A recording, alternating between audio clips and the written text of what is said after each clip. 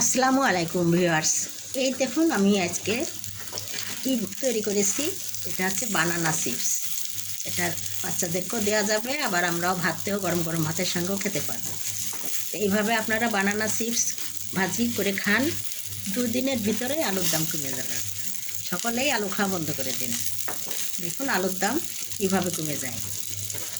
এই তো এইভাবে লবণ, হলুদ, মরিচের গুঁড়া, একটু ভাজা জিরের গুঁড়া দিয়ে মাখিয়ে নিয়েছি। তারপরে সরিষার তেল দিয়ে এইভাবে আস্তে আস্তে জালে ভেজে নিয়েছি অল্প অল্প করে।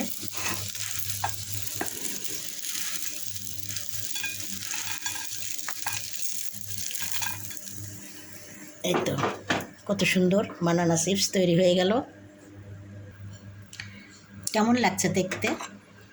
দেখতে যেমন সুন্দর, খেতেও কিন্তু দারুণ। এভাবে আপনারাও নিজেরা বাড়িতে তৈরি করুন, নিজেরাও খান, বাচ্চাদেরকেও দিন। খুবই পুষ্টিকর খাবার। আশা করি আপনাদের ভালো লেগেছে। আর যদি ভালো লেগে থাকে তাহলে অবশ্যই আপনারা আমার চ্যানেলকে লাইক, কমেন্ট, শেয়ার ও সাবস্ক্রাইব করে আমার পাশে থাকবেন। তাহলে এরকম নতুন নতুন টিপস রেসিপি আপনাদেরকে দিয়ে থাকবো। আশা করি আজকের মতো বিদায় নিচ্ছি। আল্লাহ হাফেজ।